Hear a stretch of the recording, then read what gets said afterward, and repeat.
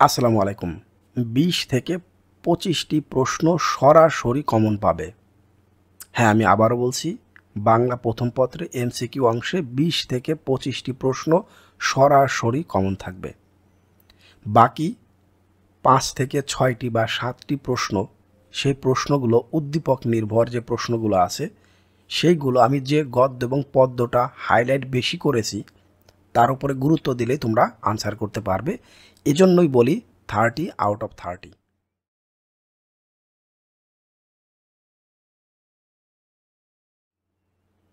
গদ্য অংশে আমি মোট ৩০৪টা এমসিকিউ দিয়েছি, আর কবিতা অংশে আমি ২৯৯টি সর্বোচ্চ তোমরা পাচ্ছ। চেষ্টা করেছি বেশি বেশি বিশ্লেষণ করতে। আমাকে যদি প্রশ্ন করা হয় সবচেয়ে হার্ড এমসিকিউ কোন সাবজেক্ট, সেটা বলো বাংলা প্রথম পত্র।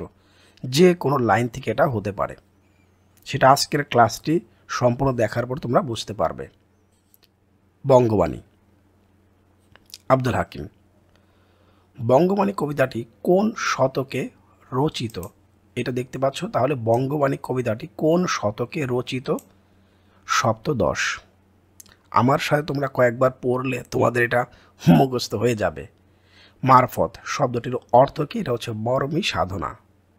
মারফত শব্দটির অর্থ হচ্ছে মরমী সাধনা। সেসব কাহার জন্ম নির্ণয় ন জানি, কবি আব্দুল হাকিম কাদের সম্পর্কে এ উক্তিটি করেছেন? বাংলায় জন্মগ্রহণ করে যারা বাংলা ভাষাকে ঘৃণা করে।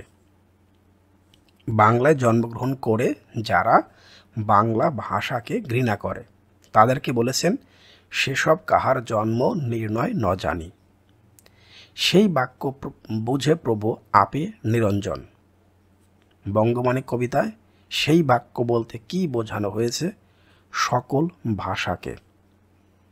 সেই বাক্য বোঝে প্রভু আপে নিরঞ্জন। বঙ্গবাণী কবিতায় সেই বাক্য বলতে সকল ভাষাকে বোঝানো হয়েছে। মধ্যযুগের কবিকে, সেটা হচ্ছে আব্দুল হাকিম।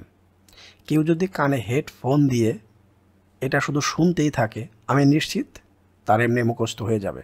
সে ভিডিও না দেখে শুধু কানে শুনতেছে, এটাই কিন্তু অনেক কিছু মনে থাকবে। সেসব কাহার জন্ম নির্ণয় না জানি, এই লাইনটা আমরা আগেও শিখে আসলাম। চরণে কবি মনের যে ভাব প্রকাশ পেয়েছে, সেখানে আমরা দেখতে পাচ্ছি অভিমান, তিরস্কার, ধিক্কার। যেহেতু একটা নেগেটিভ সেন্টেন্স, তিরস্কার এবং ধিক্কার দেখতে পাচ্ছি। এখানেই এই টাইপের প্রশ্নগুলো ঝামেলা করবে যদি একটু সতর্কতা অবলম্বন না করো। আচ্ছা, এরপরে আমরা চলে আসলাম বঙ্গবাণী কবিতায় কবি কাদের প্রতি তীব্র ক্ষোভ প্রকাশ করেছেন? যারা পরগাছা স্বভাবের, যারা শিকড়বিহীন বা শিকড়হীন ব্যক্তিত্বের অধিকারী, তাদের তীব্র ক্ষোভ প্রকাশ করেছেন হচ্ছে যারা পরগাছা স্বভাবের, যারা শিকড়হীন ব্যক্তিত্বের অধিকারী তারা। আরবি ফার্সি শাস্ত্রের প্রতি কবির মনোভাব কেমন? সহনশীল। তাহলে আরবি ফার্সি শব্দের প্রতি কবির কোনো মত দ্বিমত নেই, সহনশীল মনোভাব। বঙ্গবাণী কবিতার প্রতিপাদ্য বিষয়টা কি? এটা আমরা মোটামুটি যারা একটু হলেও কবিতাটা পড়েছো তারা বিষয়টা অনুধাবন করতে পারবে। স্বদেশ এবং স্বভাষার প্রতি অনুরাগ, মানে ভালোবাসা। স্বদেশ ও স্বভাষার প্রতি অনুরাগ। কোন ভাষার প্রতি কবি আব্দুল হাকিমের মোটেই বিদ্বেষ নেই? আরবি ফার্সি, যেটা আমরা একটা এমসিকিউতে বলে আসছি ইতোমধ্যে।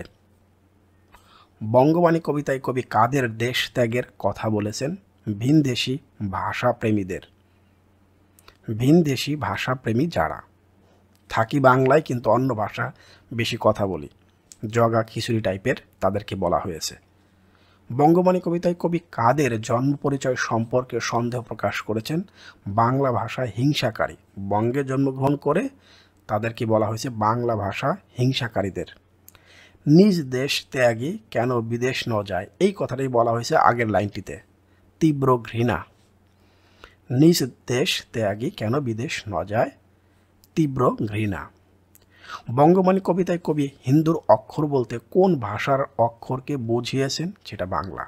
তাহলে হিন্দুর অক্ষর বলতে এখানে বাংলাকেই বোঝানো হয়েছে।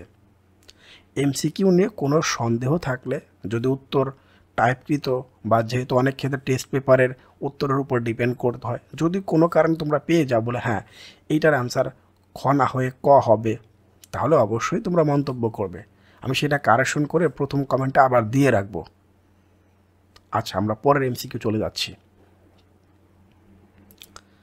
বাংলা ভাষায় কাঁদি হাসি, সকল ভাষা ভালোবাসি। উদ্দীপকের শেষ পংক্তিটির ভাব বঙ্গবাণী কবিতার কোন চরণের ভাবের অনুরূপ? আরবি ফার্সি হিন্দে নাই মত।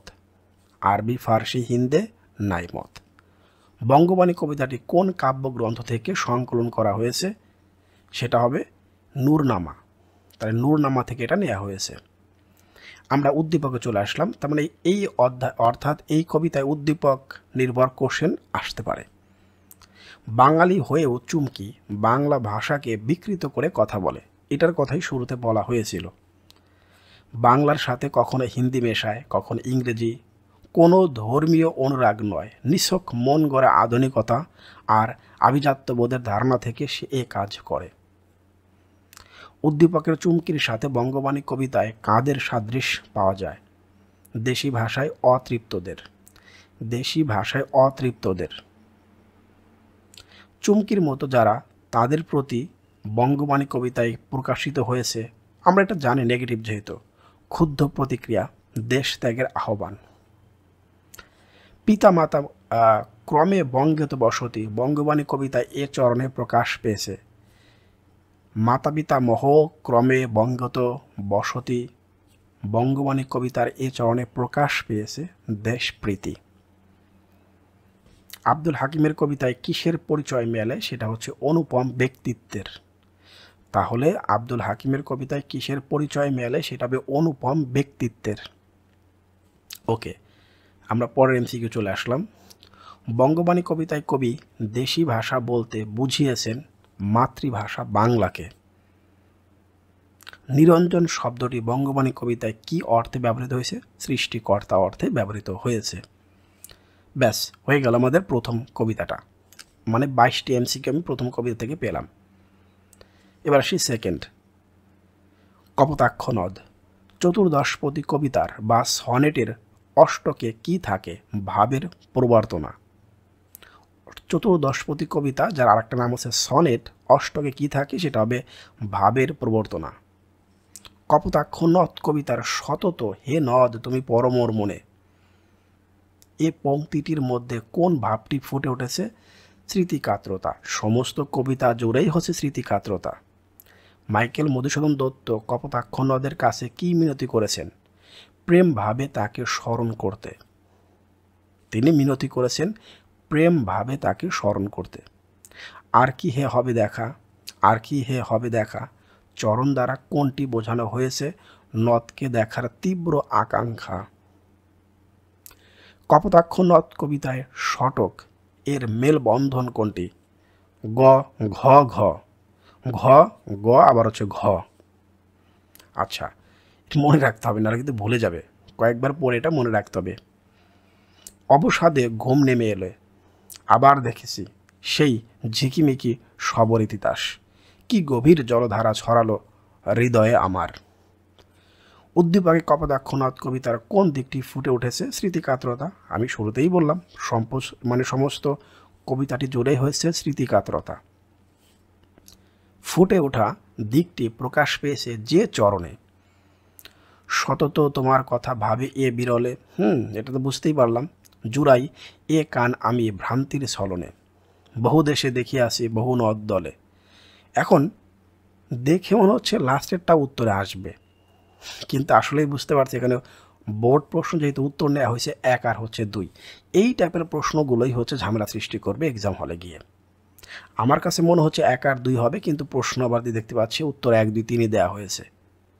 তার মানে আমরা নিশ্চিত হতে পারি না। এই ক্ষেত্রে খুবই সূক্ষ্ম দৃষ্টি দিতে হবে, চিন্তা ভাবনা করে আনসার দাগাইতে হবে, হুটহাট করা যাবে না। বহুদিন পরে দেখি আবার, বহুদিন পরে মনে পড়ে আজি পল্লী মায়ের কোল, ঝাউ শাখে যেথা বনলতা বাঁধি হর্ষে খেয়েছি দোল। এই তো উদ্দীপকের কবিতাংশটি তোমার পঠিত কোন কবিতার ভাবকে ধারণ করেছে? কপোতাক্ষ নদ। এইটা পড়ার পর কপোতাক্ষ নদের কথা মনে পড়ছে, এটাও তো একটা বোঝার ক্ষমতা থাকতে হবে। উক্ত ভাব যে চরণে প্রতিফলিত হয়েছে, কিন্তু এ স্নেহের তৃষ্ণা মিটে কার জলে? কিন্তু এ স্নেহের তৃষ্ণা মিটে কার জলে? কপোতাক্ষ নদ কবিতার অষ্টকের মিলবন্ধন কোনটির আছে? এটা কিন্তু অষ্টকের। ক খ ক খ মানে পরপর, ক খ লাস্টেরটা উল্টে যাচ্ছে খ ক। তারপর আমরা দেখি কপোতাক্ষ নদ কবিতায় প্রজা বলতে কাকে বোঝানো হয়েছে? নদকে। আর কি হে হবে দেখা, এখানে কবি মনের কি স্মৃতি, সংশয় এবং সন্দেহ, এটা আমরা আগেও পড়ে আসছি, সংশয় সন্দেহ। এরপর দেখতে পাচ্ছি আমরা একটা গান দেখতে পাচ্ছি আমরা, কফি হাউসে সে আড্ডাটা আজ আর নেই, খুবই জনপ্রিয় একটা গান, আজ আর নেই। কোথায় হারিয়ে গেল সোনালি দিন, সোনালি বিকেলগুলো সেই আজ আর নেই। উদ্দীপকে কপোতাক্ষ নদ কবিতার কোন দিকটি প্রতিফলিত? স্মৃতিকাতরতা, আগেই বললাম, সমস্ত কবিতা জুড়েই একটা কথাই, স্মৃতিকাতরতা। কপোতাক্ষ নদ কবিতার কোন চরণের মধ্যে সংশয়বোধ? একটু আগে আমরা দেখে আসছি, আর কি হে হবে দেখা, যতদিন যাবে, সংশয়। সনেটের ষষ্ঠকে কি থাকে? ভাবের পরিণতি, আর অষ্টকে থাকে হচ্ছে ভাবের প্রবর্তনা। দুটো মিল থাকতে হবে, ষষ্ঠকে আর হচ্ছে অষ্টকে, ষটকে অষ্টকে যেটাই বলি আমরা। মাইকেল মধুসূদন দত্তের অমর কীর্তি কি? মেঘনাদ বধ কাব্য। অমর কীর্তি হচ্ছে মেঘনাদ বধ কাব্য। কপোতাক্ষ নদ কবিতায় রাজা কাকে বলা হয়েছে? সাগরকে বলা হয়েছে রাজা। কপোতাক্ষ নদের জলকে কবি কিসের সাথে তুলনা করেছেন? মাতৃদুগ্ধ। কপোতাক্ষ নদের জলকে কবি মাতৃদুগ্ধের সাথে তুলনা করেছেন। নিচের কোনটি মাইকেল মধুসূদন দত্তের রচিত নাটক? শর্মিষ্ঠা। বীরাঙ্গনা, ব্রজাঙ্গনা, রক্তকবরী, শর্মিষ্ঠা হচ্ছে উত্তর। বাংলা ভাষায় মধুসূদন দত্ত প্রবর্তিত ছন্দ কোনটি? অমিত্রাক্ষর। তাহলে এটা হবে অমিত্রাক্ষর। বাংলা ভাষায় মধুসূদন দত্ত প্রবর্তিত ছন্দ। সভারিতে শব্দটির অর্থ কি? বন্ধু ভাবে বা বন্ধু ভরে। সভারিতে মানে হচ্ছে বন্ধু ভাবে, ইম্পর্টেন্ট আছে এমসিকিউটা। হৃদয়ের কাতরতা কোথায় জানানোর জন্য কবি কপোতাক্ষ নদের নিকট অনুরোধ করেছেন? বঙ্গবাসীর নিকট। তাহলে হৃদয়ের কাতরতা কোথায় জানানোর জন্য কবি কপোতাক্ষ নদের নিকট অনুরোধ করেছেন? বঙ্গবাসীর নিকট। প্রবাস জীবনে কবি কাকে প্রেম ভাবে স্মরণ করেছেন? কপোতাক্ষ নদকে। জন্ম আমার ধন্য হলো মাগো, এমন করে আকুল হয়ে আমায় তুমি ডাকো, এটা একটা সুন্দর একটা গান। উদ্দীপকে কপোতাক্ষ নদ কবিতার কবির কোন মানসিকতা ব্যক্ত হয়েছে? স্বদেশ প্রেমের কথা বলা হয়েছে। উক্ত বৈশিষ্ট্য প্রকাশ পেয়েছে, তাহলে আমরা উপরে উদ্দীপকটা পরে দেখলাম, এটা হবে স্বদেশ প্রেম, দেশকে ভালোবাসার কথা বলা হয়েছে। উক্ত সেই কবিতার অংশ দিয়ে আমরা বুঝতে পারবো, সতত হে নদ তুমি পরমোর মনে, কিন্তু এই স্নেহের তৃষ্ণা মিটে কার জলে? লইছে, দেখো লাস্টের লাইনটাও কিন্তু হতে পারতো, কিন্তু দেখো আর কি হে হবে দেখা, এখানে সংশয় বা সন্দেহবোধ তৈরি হয় লাস্টের লাইনটা দ্বারা। এই টাইপের এমসিকিউগুলো এক্সাম হলে গিয়ে তোমাকে ঝামেলা সৃষ্টি করবে। লইছে যে তব নাম বঙ্গের সঙ্গীতে, এই এমসিকিউটা আমরা আগেও দেখে আসছি। এখানে কার নামের কথা বলা হয়েছে? কপোতাক্ষ নদের, রিপিট হলো। নাম তার এ প্রবাস মজি প্রেম ভাবে, লইছে যে তব নাম বঙ্গের সঙ্গীতে। এ চিত্রকল্পে যা ফুটে উঠেছে বিরহের ব্যাকুলতা, বিরহের ব্যাকুলতা। দেখো আমরা চলে আসলাম আর একটা কবিতায়, জীবন সঙ্গীত। জীবন সঙ্গীত কবিতায় প্রাতঃস্মরণীয় হওয়ার জন্য কোনটিকে গুরুত্ব দেওয়া হয়েছে? কর্ম, কাজকে। জীবন সঙ্গীত কবিতায় প্রাতঃস্মরণীয় হওয়ার জন্য কোনটিকে গুরুত্ব দেওয়া হয়েছে? এটা হচ্ছে কর্মকে। কবি কোনটিকে নিয়ে চিন্তা করে কাতর না হওয়ার পরামর্শ দিয়েছেন? অতীত সুখের কথা চিন্তা করে। তাহলে কবি কোনটিকে, তার মানে অতীত সুখের দিন চিন্তা করে কাতর না হওয়ার পরামর্শ দিয়েছেন। মহিমা মানে হচ্ছে গৌরব, মহিমা শব্দের অর্থ হচ্ছে গৌরব। বৈরাগ্য সাধনে মুক্তি সে আমার নয়, অসংখ্য বন্ধন মাঝে মহানন্দময় লভিব মুক্তির স্বাদ। কবিতাংশটি জীবন সঙ্গীত কবিতার যে ভাবের প্রতিফলন ঘটায়, সংসার বিভাগে হওয়ার প্রতি নিরুৎসাহ, পারিবারিক মায় আবদ্ধ থাকার প্রয়োজনীয়তা, পজিটিভ 1 আর হচ্ছে 2। আচ্ছা, এরপর দেখি আমরা আর একটা উদ্দীপক দেখতে পাচ্ছি। তার মানে উদ্দীপক নির্ভর প্রশ্ন এই কবিতা থেকে বেশি আসার সম্ভাবনা আছে। আমরা শক্তি, আমরা বল, আমরা ছাত্রদল, মোদের পায়ের তলায় মুড়ছে তুফান, ঊর্ধ্বে বিমান ঝড় বাদল। উদ্দীপকের ভাবটি কোন কবিতার সঙ্গে সাদৃশ্যপূর্ণ? জীবন সঙ্গীত। একত্রে কাজ করার মানসিকতা। উক্ত কবিতার মূল প্রতিপাদ্য বিষয়টা কি? সংগ্রাম করে টিকে থাকা, সন্ন্যাসী হওয়া, নেগেটিভ তো হওয়া যাবে না, সংগ্রাম করে টিকে থাকা, জীবন সাধনা করা। আচ্ছা, এরপর আমরা দেখব হচ্ছে পরের একটা উদ্দীপক দেখতে পাচ্ছি। ধনী হওয়া সত্ত্বেও শিহাব কঠোর পরিশ্রম করে। তাকে দেখে বন্ধু সুমিত তাকে বলেন, দুদিনের পৃথিবী এত পরিশ্রম করে কি লাভ? উত্তরে শিহাব বলেন, পৃথিবী হচ্ছে বিশাল কর্মক্ষেত্র।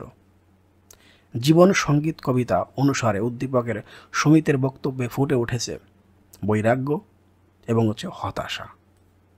তাহলে সুমিতের কণ্ঠে হচ্ছে বৈরাগ্য এবং হতাশা, বাট আরেকজন আছেন, সেটা সম্পর্কে বলা হয়েছে 57 শিহাব জীবন ভাবনা জীবন সঙ্গীত কবিতার কোন চরণে প্রতিফলিত হয়েছে? সংসার, এই লাইনটা খুবই গুরুত্বপূর্ণ। সংসার সমরাঙ্গনে যুদ্ধ করে দৃঢ়পণে। আমরা আর একটা উদ্দীপকটা বেশি নিয়েছি এই কবিতা থেকে। স্বাধীনতা যুদ্ধে প্রতিটি মুক্তিযোদ্ধা প্রাণ ভয় না করে জীবন বাজি রেখে দেশের জন্য যুদ্ধ করেছেন। তারা মনে করেন শত্রুর হাত থেকে প্রাণ বাঁচিয়ে চলে যাবার থেকে দেশের জন্য শহীদ হওয়াটা অনেক গর্বের। উদ্দীপকের ভাবনার সাথে সাদৃশ্যপূর্ণ পংক্তিটি কোনটি, লাইন কোনটা? সেটা হবে করযুদ্ধ বীর্যবান, যার যাবে যাক প্রাণ। তাহলে করযুদ্ধ বীর্যবান, যার যাবে যাক প্রাণ। উদ্দীপকের সাথে সাদৃশ্যের অন্তর্নিহিত কারণ সাহস, মনোবল। সাহস আর হচ্ছে মনোবল। দক্ষতা দেখে মনে হচ্ছে উত্তর 1, 2, 3 তিনটাই হবে, কিন্তু বোর্ড প্রশ্নে উত্তর দেওয়া হলো 1 আর হচ্ছে 2। সাহস, মনোবল, দক্ষতা তিনটা থাকলেই কিন্তু সাকসেস অনিবার্য। আচ্ছা, যা হোক, যেহেতু নেওয়া হয়নি। আয়ু যেন শৈবালের নীর, এর দ্বারা কি বোঝানো হয়েছে? ক্ষণস্থায়ী, আমাদের জীবনটা ক্ষণস্থায়ী। জীবন সঙ্গীত কবিতায় কবি কোন লক্ষ্যে কাজ করতে বলেছেন? মানবতার কল্যাণে কাজ করতে বলেছেন। সমস্ত কাজ যেন মানবতার কল্যাণেই হয়ে থাকে। আচ্ছা, এরপর দেখতে পাচ্ছি আমরা আয়ু যেন শৈবালের নীর, কথাটা আমরা আগে দেখে আসলাম। এটা হচ্ছে ক্ষণস্থায়ী, মানে 2 বার রিপিট হলো একটা প্রশ্ন। আয়ু যেন শৈবালের নীর, তার মানে জীবনকে ক্ষণস্থায়ী বলা হয়েছে। কবি কেন মানুষের জীবনকে বৃথা বলতে চান নাই? মানব জীবন মূল্যবান বলে, এটা তো আমরা সবাই জানি। বৈরাগ্যে মুক্তি নেই বলে, শিশির বিন্দুর মতো ক্ষণস্থায়ী বলে। একবার চিরন্তন সত্য 3টি লাইন। তাহলে মানব জীবন মূল্যবান, বৈরাগ্যে মুক্তি নাই, শিশির বিন্দুর মতো ক্ষণস্থায়ী বলে। জীবন সঙ্গীত কবিতার আলোকে পৃথিবীকে কি বলা যায় না? পৃথিবীকে স্বপ্নের জগৎ, মায়ার জগৎ, মহিমাময় জগৎ। তার মানে উত্তর হিসেবে নেওয়া হয়েছে 1 আর হচ্ছে 2, স্বপ্নের জগৎ আর হচ্ছে মায়ার জগৎকে। আকিঞ্চন শব্দটি জীবন সঙ্গীত কবিতায় ব্যবহৃত হয়েছে দীনতা অর্থে, অভিলাষ অর্থে, চেষ্টা অর্থে। অভিলাষ এবং চেষ্টা। আকিঞ্চন শব্দের অর্থ হচ্ছে অভিলাষ, চেষ্টা। কবি কি দেখে ভবিষ্যৎ নির্ভর হতে নিষেধ করেছেন? মনোহর মূর্তি। কবি কি দেখে ভবিষ্যৎ নির্ভর হতে নিষেধ করেছেন? মনোহর মূর্তি। জীবন সঙ্গীত কবিতায় কবির মতে কোনটিকে দুঃখের ফাঁসি পড়ার সামিল? কোনটি দুঃখের ফাঁসি পড়ার সামিল? সুখের আশা করা।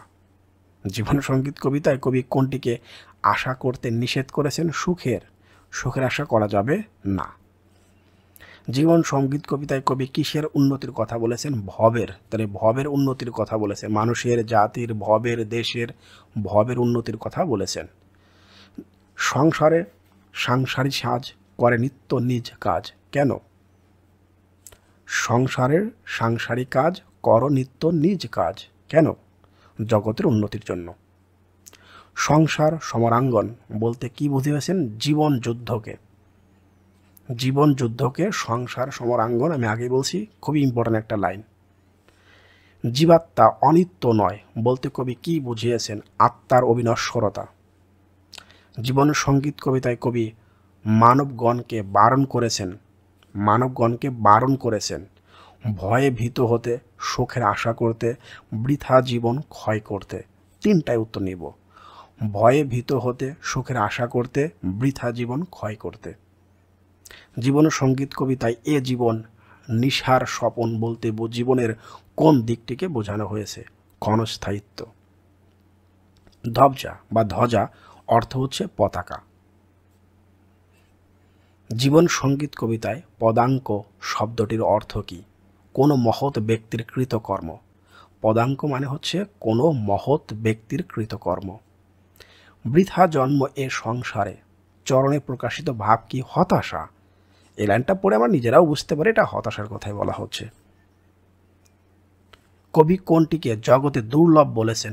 মহিমাকে বলেছেন দুর্লভ। তাহলে মহিমা এটাকে বলা হয়েছে দুর্লভ।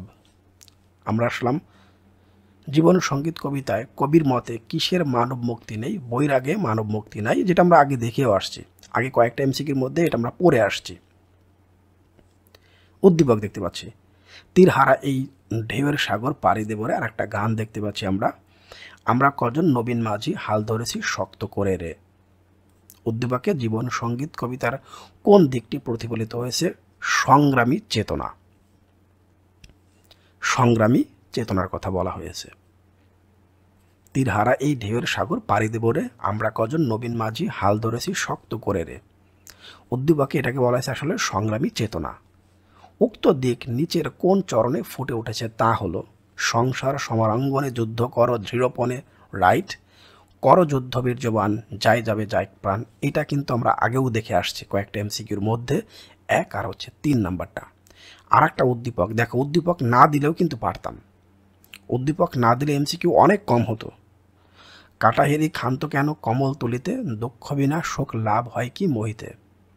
উদ্দীপকটি তোমার পাঠ্যপুস্তকের কোন রচনার প্রতীক? এটা হবে জীবন সঙ্গীত।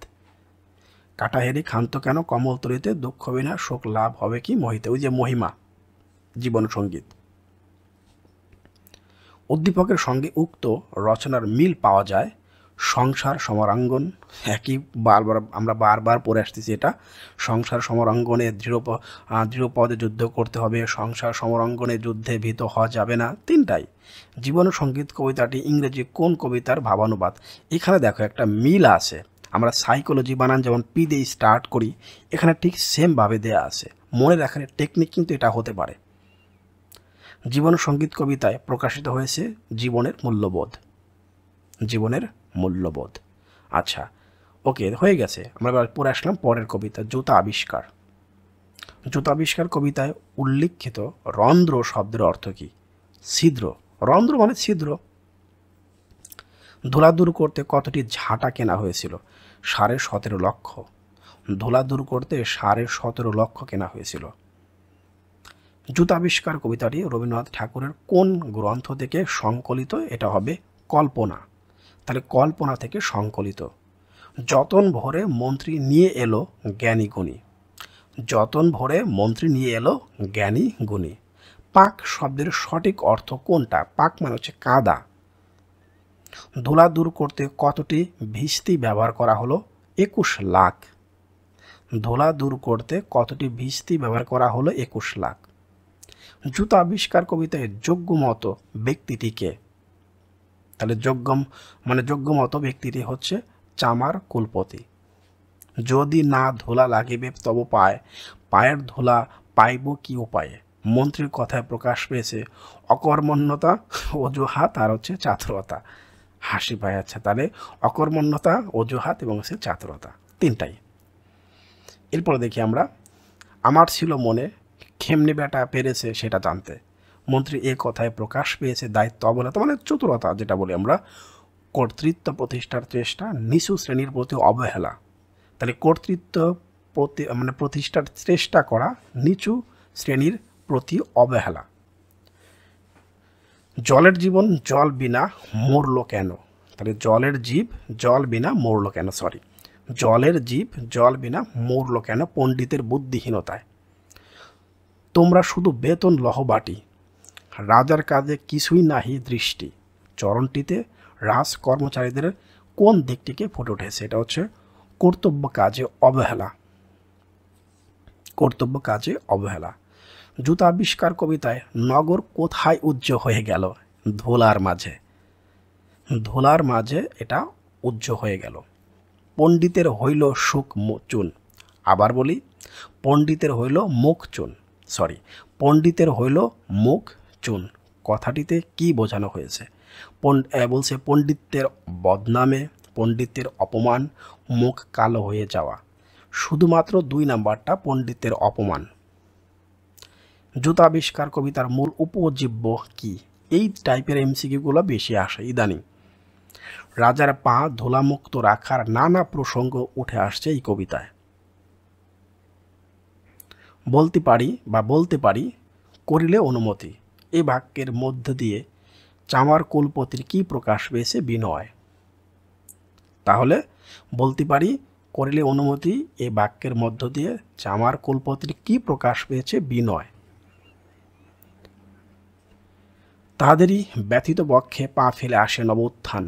এখানে জুতা আবিষ্কার কবিতার সাদৃশ্যপূর্ণ চরিত্র কোনটি? চর্মকার। রাজা মন্ত্রীকে কোন বিষয়ের পরে ভাবতে বললেন? পদধূলির তত্ত্ব। রাজা মন্ত্রীকে কোন বিষয়ের পরে ভাবতে বললেন? পদধূলির তত্ত্ব। পণ্ডিতের মুখচুন হয়েছিল কেন? করণীয় খুঁজে না পাওয়ায়। দেখো ইতিমধ্যে 103টি এমসিকিউ হয়ে গেল। আর হ্যাঁ, তোমরা জেনে অবাক হবে এত পরিমাণ শিক্ষার্থী আমার এই কোর্সটি ক্রয় করেছে। বাংলা প্রথম পত্র মাত্র কিন্তু 510 টাকা, সৃজনশীল সহ। তুমি চাইলে এটা ক্রয় করতেই পারো। কতগুলো শিক্ষার্থী ভর্তি হয়েছে, কী কী পাবে, একবার ডিটেলস সম্পর্কে প্রত্যেকটা ভিডিও শেষে লিঙ্ক দিয়ে থাকি। লিঙ্ক বলতে হচ্ছে ভিডিও ড্রপ করে থাকি পাশে অ্যাডজাস্ট আকারে। আমার হোয়াটসঅ্যাপ নাম্বারটা তো নক দিতে পারো ডিটেলস জানার জন্য। তোমাদের মধ্যে শুভকামনা রইল, খুব শীঘ্রই পরবর্তী পার্ট নিয়ে আসবো। ইতিমধ্যে দেখো কত বড় হয়ে গেছে ভিডিওটি, তোমাদের হয়তো ধৈর্য থাকবে না দেখার, এই জন্যই পার্ট বাই পার্ট করে দিচ্ছি, যেন একদিনে সব শেষ করতে গিয়ে অন্য পড়াটা ভুল না হয়। গণিতে পাশ করতে চাই, মাত্র 12টি সৃজনশীল প্রশ্ন করলেই হবে এবং পাশে হচ্ছে মাত্র 3টা রেকর্ডেড ক্লাসে দেখলেই হবে। গণিতে 100 পেতে চাই, তাহলে 54টি সৃজনশীল প্রশ্ন, সাথে থাকবে হচ্ছে 199টি এমসিকিউ। এর বাইরে একটাও করার প্রয়োজন নেই, মূল বইটাও আর করতে হবে না, যেভাবে আমি সাজেশনটি সাজিয়েছি। সকল বিষয়ের পিডিএফ সাজেশন তোমরা পাবে। আজকে দেখবে, যেহেতু আজকে তোমরা এই ভিডিওটি দেখতেছো, প্রত্যেকটা ভিডিওর সাথে এখন তার লিঙ্ক আকারে থাকবে। এখন পর্যন্ত 578 জন শিক্ষার্থী পিডিএফ সাজেশন এবং হচ্ছে গণিত কোর্সটি ক্রয় করে ফেলেছে। এখানে প্রায় 50 জনের মতো টিচার আছে যারা এটা ক্রয় করেছেন। টিচার আলহামদুলিল্লাহ প্রায় সকল বোর্ডের সমস্ত ডিস্ট্রিক্টেই মনে আমার শিক্ষার্থী এবং আমার প্রিয় সহযোদ্ধারা আছেন। আলহামদুলিল্লাহ বিষয়গুলো 100% কমনের কথা বলতেছি কেন? প্রশ্ন কমন দেওয়ার দায়িত্ব হচ্ছে আমার, আর বাকিটুকু আপনি করবেন। প্রশ্ন কমন নিয়ে বিন্দু মাত্র সন্দেহ থাকবে না। আমি আবারও বলতেছি, যদি আপনি সাজেশনটি ক্রয় করতে চান যে কোনো বিষয়ের, শুধুমাত্র গণিত স্পেশাল রেকর্ডেড ক্লাসগুলো আপনি পাবেন, যেহেতু গণিত একবার কোর্স আকারে আপনি পাচ্ছেন। স্পেশাল গণিতে কী থাকবে সেটা একটু বলে দিই। সৃজনশীল 54টি আগে বলে দিয়েছি, আর এখানে মিনিমাম 8টা সৃজনশীল প্রশ্ন পরীক্ষায় কমন পাবেন। আর এমসিকিউ 199টি, উত্তর ব্যাখ্যা সহ, সৃজনশীল উত্তর ব্যাখ্যা সহ রেকর্ডেড ক্লাস থাকবে। এবং আবারও দেখতে পাচ্ছেন একটা জ্যামিতির স্পেশাল শিট থাকবে। এই জ্যামিতি শিটটা পড়ার পর যদি জ্যামিতি উপপাদ্য না বোঝো বা না করতে পারো তাহলে এটা পাপ হবে। 131টি স্কুলের প্রশ্ন বিশ্লেষণ করে সেখান থেকে 70টি স্কুলের লিস্ট তোমাদের দিয়ে দেবো, তুমি চাইলে সেটা করতে পারো, নাও করতে পারো, অ্যাজ এ উইশ। একইভাবে উচ্চতর গণিত, এরপরে সকল বিভাগের মধ্যে বাংলা প্রথম পত্র, দ্বিতীয় পত্র, ইংরেজি প্রথম দ্বিতীয় পত্র এবং কমন সাবজেক্টগুলো 3টে একত্রে নিলে কী হবে, বিজ্ঞান বিভাগের বিষয়গুলো আছে, ব্যবসায় শিক্ষার বিষয়গুলো আছে, মানবিক বিভাগ, সব বিভাগের সবগুলো সাবজেক্ট রয়েছে। আমি দেখতে পাচ্ছি বিজ্ঞানের যদি সবগুলো সাবজেক্ট আমি নিতে চাই, মোট 13টি সাবজেক্ট, অনেকগুলো সাবজেক্ট কিন্তু প্রিয় শিক্ষার্থী, 5100 টাকা। প্রত্যেকটা সাবজেক্টই সিঙ্গেলভাবে মাত্র 510 টাকা করে। শুধুমাত্র ম্যাথমেটিক্স মানে জেনারেল ম্যাথটাই হচ্ছে 1020 টাকা। ব্যবসায় শিক্ষায় 12টি সাবজেক্ট 4880 টাকা। মানবিক বিভাগের ক্ষেত্রেও সেম। আবারও বলছি, প্রশ্ন কমন বইটা 100%। এখানে তোমরা দুটো নাম্বার দেখতে পাচ্ছ, এখানে বিকাশ যে নাম্বারটা দেখতে পাচ্ছ এই নাম্বারটা কিন্তু আমার হোয়াটসঅ্যাপ করা আছে, তোমরা এখানে নক করতে পারো। আর তোমরা যদি আমাকে ফোন দাও, মানে কল দাও, আবারও বলতেছি, সেই ক্ষেত্রে যে কাজটা করবে, আমি যেহেতু একেবারে ফজরের নামাজের পরে ঘুমাই, দ্যাটস ওয়াই 11টা বা 12টা পর্যন্ত আমাকে ফোন দিবে না। দুপুর 12টার পর থেকে যে কোনো সময় আমাকে ফোন দিতে পারো তোমরা। সবচেয়ে ভালো হয় হোয়াটসঅ্যাপ SMS দিলেই হয়, বলে আমি ক্রয় করতে চাই, এতটুকুই। আর নগদ নাম্বারটা দেখতে পাচ্ছ, টাকা পাঠানোর পর কোন নাম্বার থেকে টাকা পাঠিয়েছো জাস্ট লাস্টে 4টা নাম্বার দিলেই হবে। আবার বলছি, প্রশ্ন কমন দিব 100%, সেটা যে সাবজেক্টে হোক না কেন, একেবারে কৃষি পর্যন্ত।